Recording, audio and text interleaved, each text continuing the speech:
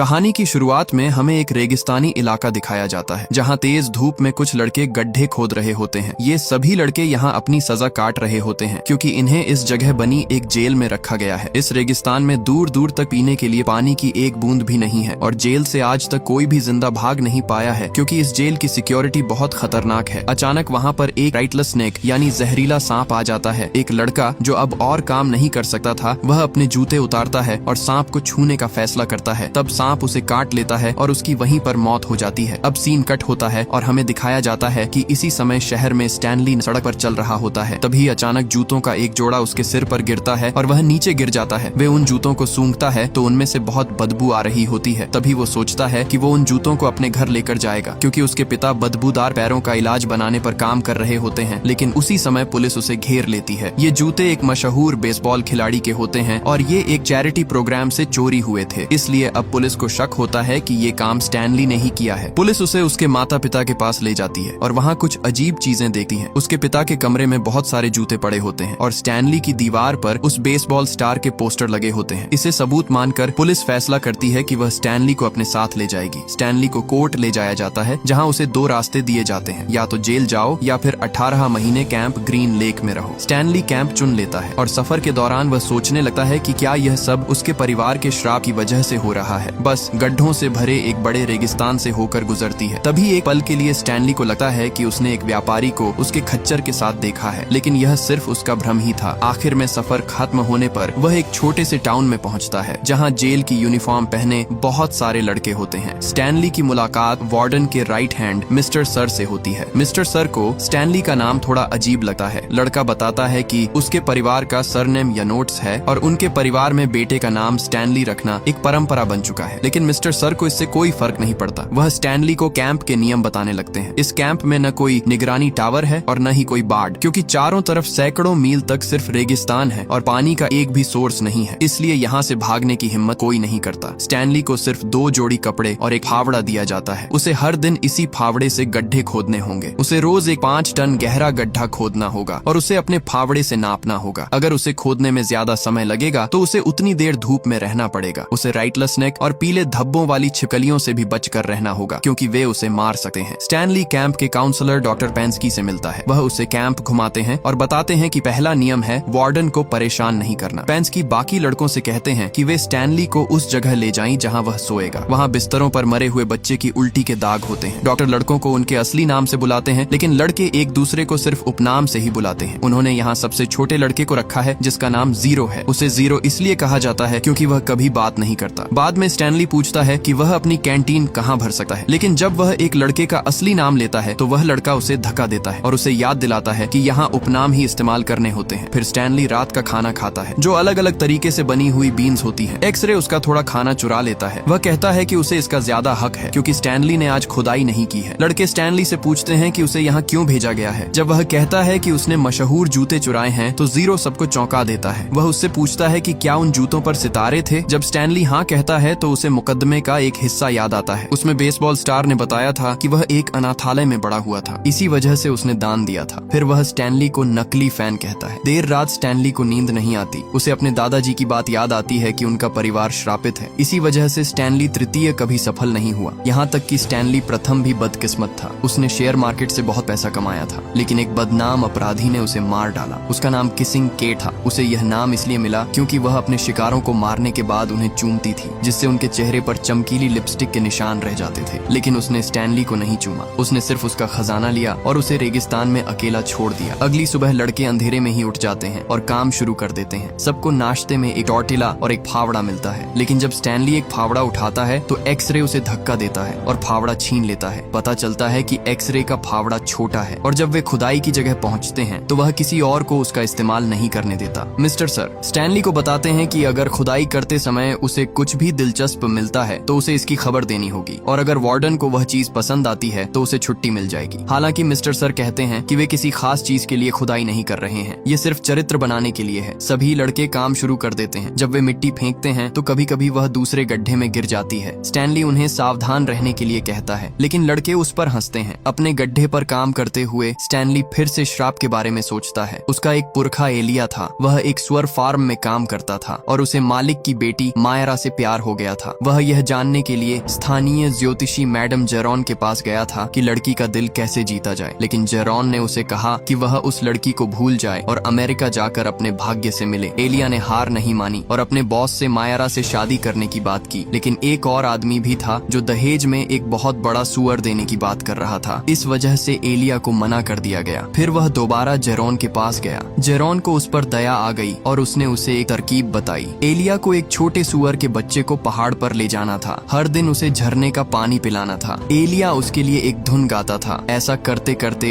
एलिया बड़ा होता गया और सुअर भी बड़ा होता गया। जब वह बहुत बड़ा हो गया तो उसे सबसे अच्छे जानवर की तरह इस्तेमाल किया जा सकता था। सुअर देने के बाद एलिया को वापस आना था और जेरॉन को पहाड़ पर लेकर जाना था ताकि वह भी झरने का पानी पी सके। अगर वह ऐसा नहीं करता तो उस पर और उसके पूरे परिवार पर श्राप पड़ जाता। एलिया ने कई दिनों तक यही काम किया जब तक सुअर बहुत बड़ा नहीं हो गया। फिर वह उसे अपने बॉस के पास ले गया, लेकिन दोनों सुअर एक ही आकार के निकले। तब बॉस ने मायरा से कहा कि वह खुद चुन ले कि वह किससे शादी करेगी। मायरा फैसला नहीं कर पाई, इसलिए उसने एक अनुमान लगाने वाला खेल खेलने का फैसला किया। लेकिन एलिया उसके इस बदले हुए रवैये से बहुत नाराज हो गया, इसलिए उसने अमेरिका जाने का फैसला कर लिया जैसा जेरॉन ने पहले कहा था। लेकिन जाने से पहले वह जेरॉन को पहाड़ पर ले जाना भूल गया। इस वजह से जेरॉन ने उसके पूरे परिवार को श्राप दे दिया। अब कहानी फिर से वर्तमान में आती है। मिस्टर सर अपनी ट्रक से गड्ढों के पास रुकते हैं ताकि लड़के अपनी कैंटीन में पानी भर सकें। वह स्टैनली को चिढ़ाते हैं क्योंकि उसके हाथों में पहली बार छाले पड़ गए हैं। सबसे पहले काम खत्म करने वाला जीरो होता है। वह बहुत तेज खोदता है और बाकी लड़के सोचते हैं कि शायद वह रेत खाता है। जब स्टैनली आखिरकार अपना गड्ढा खत्म करता है तो कोई भी उसकी मदद नहीं करता, इसलिए उसे खुद ही गड्ढे से बाहर निकलना सीखना पड़ता है। जब वह वापस कैंप में आता है तो वह देखता है कि मिस्टर सर उस पर बंदूक ताने खड़े हैं, लेकिन असल में वे एक पीली छिपकली पर निशाना लगा रहे होते हैं। पहली गोली चूक जाती है और छिपकली कूदकर स्टैनली पर हमला करने के लिए बाहर आ जाती है, लेकिन मिस्टर सर फिर से गोली चलाते हैं और छोटी छिपकली मर जाती है। दिन गुजरने लगते हैं और स्टैनली धीरे धीरे कैंप की दिनचर्या का आदी हो जाता है। वह सुबह जल्दी उठता है, बेस्वाद बीन्स खाता है, फिर पूरा दिन गड्ढे खोदता है जिससे उसके हाथों में और छाले पड़ जाते हैं। वहाँ अक्सर खतरनाक जानवर भी आसपास घूमते रहते हैं और कभी कभी शॉवर भी काम नहीं करता। दूसरे लड़के भी उसे परेशान करते रहते हैं और उसका मजाक उड़ाते हैं क्योंकि वह दिल का नरम है। स्टैनली मुसीबत से बचने के लिए चुप रहता है और जब वह अपनी माँ को चिट्ठी लिखता है तो वह झूठ बोलता है। वह कहता है कि वह एक सामान्य समर कैंप में बहुत अच्छा समय बिता रहा है। एक दोपहर स्टैनली को खुदाई करते समय एक जीवाश्म मिलता है। वह उसे लेकर आता है, लेकिन जब डॉक्टर यह बात पेंस्की को बताते हैं तो वार्डन को जीवाश्मों में कोई दिलचस्पी नहीं होती। वह यह भी बताता है कि पहले यहाँ एक झील हुआ करती थी और उसके आसपास की जमीन वार्डन के दादा की थी। इसके बाद एक फ्लैशबैक शुरू होता है जिसमें दिखाया जाता है कि यह शहर पहले बहुत जीवंत और अमीर हुआ करता था। सैम नाम का एक व्यापारी अक्सर अपनी गाड़ी लेकर आता था जिसे उसका खच्चर खींचता था। वह बहुत अच्छे प्याज बेचता था और वह कहता था कि ये प्याज हर बीमारी ठीक कर सकते हैं और खतरनाक छिपकलियों को भी दूर रखते हैं। सैम को शहर की टीचर कैथरीन पसंद थी और वह हमेशा उसके लिए प्याज की एक बोरी लाता था। बदले में कैथरीन उसे आड़ू का एक जार देती थी। शहर के बाकी आदमी भी कैथरीन को पसंद करते थे और सैम को उससे मिलने वाला ध्यान भी अच्छा लगता था। एक बरसात वाले दिन कैथरीन को बच्चों को घर भेजना पड़ा क्योंकि स्कूल की छत से पानी टपक रहा था। तब सैम ने छत ठीक करने की जिम्मेदारी ली। इससे उसे कैथरीन के साथ ज्यादा समय बिताने का मौका मिला, इसलिए सैम ने स्कूल के दूसरे हिस्सों को भी ठीक करना शुरू कर दिया। लेकिन शाम की वयस्क क्लास के कुछ लोग उस पर गलत बातें भी करते रहते थे। वार्डन के दादा वॉकर ने कैथरीन को डेट पर जाने के लिए कहा, लेकिन कैथरीन ने मना कर दिया। इससे वॉकर बहुत गुस्सा हो गया। आखिर में स्कूल शहर की सबसे खूबसूरत इमारत बन गया, लेकिन सैम का खच्चर खो गया, इसीलिए उसने उसकी जगह नाव का इस्तेमाल करना शुरू कर दिया। एक बरसात की दोपहर सैम और कैथरीन ने हिम्मत करके एक दूसरे को चूम लिया, लेकिन उन्हें नहीं पता था कि वॉकर उन्हें देख रहा है। वॉकर ने तुरंत यह खबर पूरे शहर में फैला दी। कुछ ही घंटों में शहर के लोग इकट्ठा हो गए और सजा के तौर पर उन्होंने स्कूल को जला दिया। कैथरीन मदद के लिए शेरिफ के पास भागी, लेकिन वह नशे में था और उसने कैथरीन से चुंबन मांगा। कैथरीन ने उसे धक्का देकर दूर कर दिया। शेरिफ ने उसका मजाक उड़ाया और सैम को गाली दी। कैथरीन ने कहा कि अलग जाति के लोगों का रिश्ता गैर कानूनी है और सैम को फांसी दी जाएगी। डर कर कैथरीन सैम को चेतावनी देने भागी, लेकिन तब तक बहुत देर हो चुकी थी। शहर के लोगों ने उसे उसकी नाव पर गोली मार दी। कुछ समय बाद कैथरीन वापस आई और शेरिफ को चूमने से पहले ही उसे गोली मार दी। फिर वह शहर छोड़कर चली गई और किसिंग केट नाम से मशहूर भगोड़ा बन गई। अब कहानी फिर से वर्तमान में आती है। एक्सरे स्टैनली के पास आता है और उससे कहता है कि अगली बार अगर उसे कुछ भी मिले तो वह उसे दे दे। बाद में कैंप में स्टैनली गलती से अपने एक परेशान करने वाले लड़के पर गिर जाता है और दोनों लगभग लड़ने लगते हैं, लेकिन बाकी लड़के उन्हें तुरंत शांत कर देते हैं। अब स्टैनली ने उनका सम्मान जीत लिया होता है। उसे केवमैन का उपनाम दिया जाता है और पानी की लाइन में उसे एक बेहतर जगह भी मिल जाती है। बाद में स्टैनली को अपनी माँ का एक पत्र मिलता है। उसमें लिखा होता है कि उसके पिता का प्रयोग बार बार असफल हो रहा है और मकान मालिक उन्हें जल्द ही घर से निकाल सकता है। जीरो देखता है कि स्टैनली पढ़ सकता है। वह मानता है कि उसने कभी पढ़ना नहीं सीखा, इसलिए वह स्टैनली से उसे सिखाने के लिए कहता है, लेकिन स्टैनली मना कर देता है। वह कहता है कि वह अच्छा टीचर नहीं है और वह बहुत थका हुआ है। दिन के अंत में स्टैनली बहुत थका हुआ होता है, इसलिए अगले खुदाई के समय उसे अपने आराम की जरूरत होती है। खुदाई करते समय स्टैनली को एक छोटी सी चीज मिलती है जिस पर KB अक्षर लिखे होते हैं। लड़के सोचते हैं कि शायद यह बंदूक की गोली है, लेकिन वह चीज बहुत पतली लगती है। एक्सरे स्टैनली की बात सुने बिना वह चीज अपने पास रख लेता है। जैसे ही पेंस्की उसे देखता है, वह तुरंत बॉस को खबर करता है। बॉस तुरंत वहाँ आ जाता है और लड़के यह देखकर चौंक जाते हैं कि वार्डन एक खूबसूरत महिला है। वह इस खोज से बहुत खुश होती है, इसलिए वह एक्सरे को उस दिन की छुट्टी दे देती है और बाकी लड़कों को एक्सरे के गड्ढे के आसपास पूरे इलाके की खुदाई करने का आदेश देती है। उस दोपहर लड़के ज्यादा मेहनत करते हैं, लेकिन उन्हें कुछ भी नहीं मिलता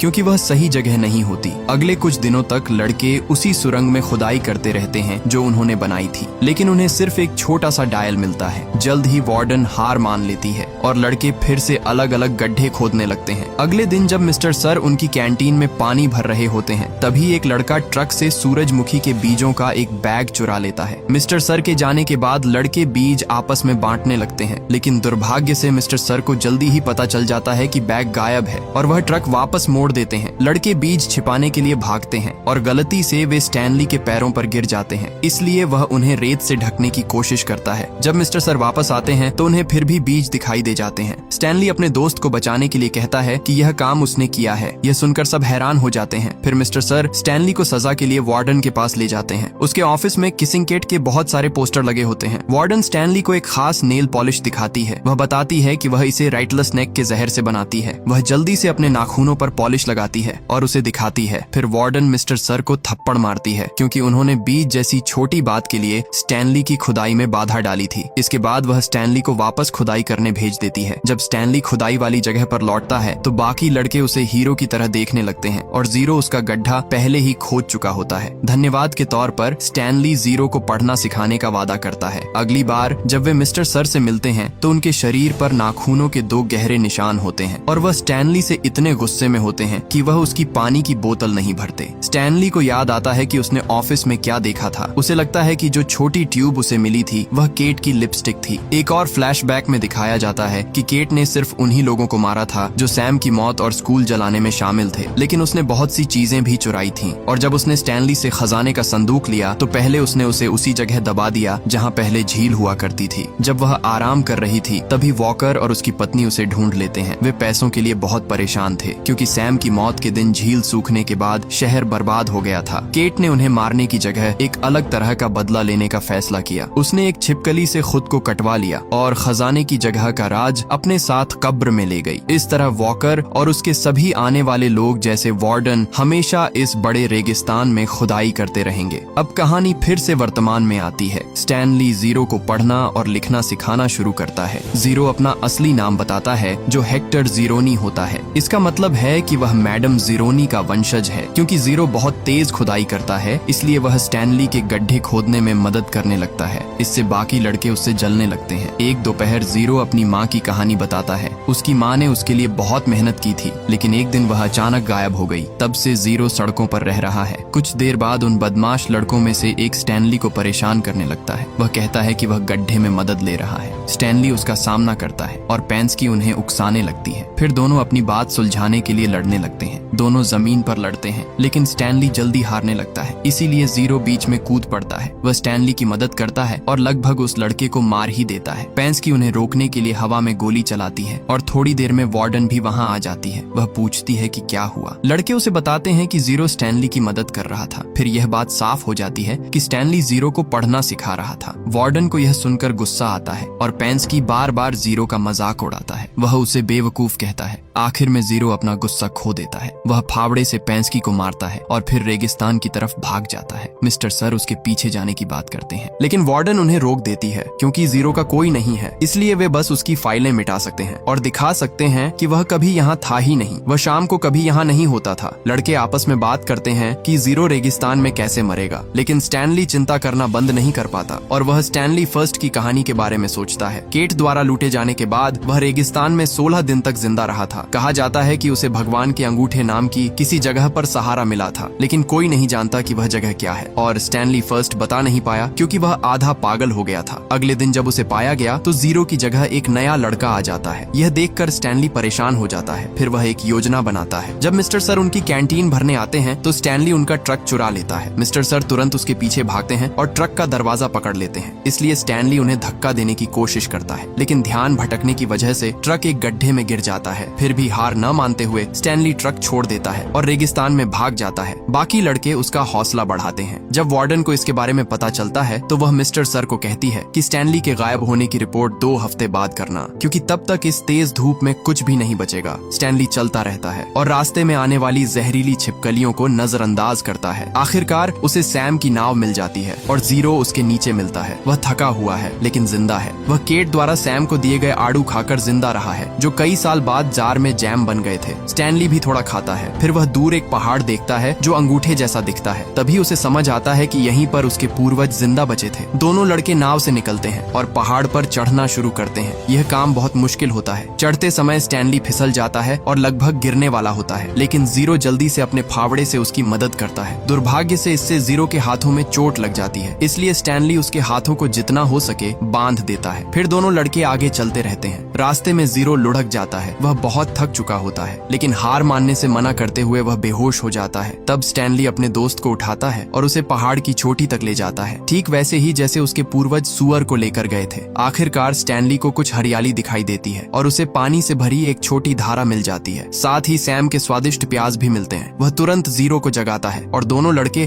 पानी पीते हैं और प्याज खाते हैं ताकि उनकी ताकत वापस आ सके। फिर स्टैनली एक गाना भी गाता है जो उसके परिवार को बहुत पसंद है। ये सुअर वाला गाना है जो कई पीढ़ियों से चलता आ रहा है। अब मैडम जीरो की आत्मा को शांति मिल सकती है क्योंकि परिवार से श्राप हट गया है। स्टैनली, जो तीसरा है, आखिर में अपना आविष्कार पूरा कर लेता है और आड़ू और प्याज को मिलाकर पैरों की बदबू का एक अच्छा इलाज ढूंढ लेता है। इसलिए परिवार अगले दिन जश्न मनाता है। अगली सुबह जीरो एक बड़ा सच बताता है। जूते उसी ने चुराए थे। उसने जूते आश्रय के लिए दान में रखे देखे थे। वह अंदर गया और उन्हें ले गया, यह जाने बिना कि वे बहुत मशहूर हैं। लेकिन पुलिस जल्दी ही उसके पीछे पड़ गई, इसलिए उसने जूते उतारकर पुल से नीचे फेंक दिए। गलती से वे स्टैनली जीरो पर जा गिरे। अगले दिन पैलेस से जूते चुराते हुए स्टैनली पकड़ा गया। स्टैनली को गुस्सा नहीं आया, बल्कि उसने इसे किस्मत समझा और खुश था कि ऐसा हुआ। इसी बीच स्टैनली का वकील उसे लेने के लिए शिविर में पहुंचा, क्योंकि यह तय हो गया था कि वह बेगुनाह है। वार्डन ने उसे बाहर निकाल दिया, लेकिन वकील ने वादा किया कि वह ज्यादा मदद लेकर वापस आएगी। स्टैनली और जीरो के ठीक होने पर वे खुदाई वाली जगह पर वापस आए और वह गड्ढा ढूंढ लिया जहां स्टैनली को लिपस्टिक मिली थी। बहुत खुदाई के बाद उन्हें आखिर में वह मशहूर संदूक मिल गया। उसी समय वार्डन और मिस्टर सर उन्हें ढूंढ लेते हैं, लेकिन तभी बहुत सारी छिपकलियां बाहर आ जाती हैं और दोनों लड़कों को और संदूक को बचाने के लिए उनके ऊपर फैल जाती हैं। वार्डन ने छिपकलियों के उन्हें मारने का इंतजार करने का फैसला किया और वह एक कहानी सुनाती है कि कैसे उसके दादाजी उसे क्रिसमस की सुबह भी खुदाई करवाते थे। क्रिसमस की सुबह आ जाती है और छिपकलियां अभी तक हिली भी नहीं हैं और न ही बच्चों को काटा है। अचानक वकील कुछ पुलिस वालों के साथ आ जाता है, जिससे उनकी बात बीच में रुक जाती है। वार्डन एक झूठी कहानी बनाती है कि लड़के ने उसके ऑफिस से संदूक चुरा लिया और भाग गया, लेकिन जीरो उस पर लिखे स्टैनली के नाम की तरफ इशारा करके उनकी बेगुनाही साबित कर देता है। इसके बाद वे शहर लौटते हैं और वकील संदूक को अपनी कार में रख देती है और फिर उनके जाने की बात कहती है, लेकिन स्टैनली जीरो के बिना जाने से मना कर देता है। इसलिए वकील उसकी फाइल मांगती है। जब उन्हें पता चलता है कि फाइल गायब है तो पुलिस वाला जांच की इजाजत लेने के लिए फोन करता है और पता चलता है कि मिस्टर सर एक भागा हुआ अपराधी है और पेंडांस्की असली डॉक्टर नहीं है। इसलिए दोनों आदमी और वार्डन गिरफ्तार हो जाते हैं। उसी समय कई सालों में पहली बार बिजली कड़कती है और लड़के कुछ दिनों बाद जश्न मनाने के लिए बाहर आते हैं। स्टैनली और जीरो परिवार के साथ संदूक खोलते हैं और बहुत सारा खजाना पाते हैं, जिसमें शेयर भी होते हैं। स्टैनली खजाना जीरो के साथ बांटना चाहता है और परिवार मान जाता है। इसलिए जीरो सबसे पहले पैसों से निजी जासूसों को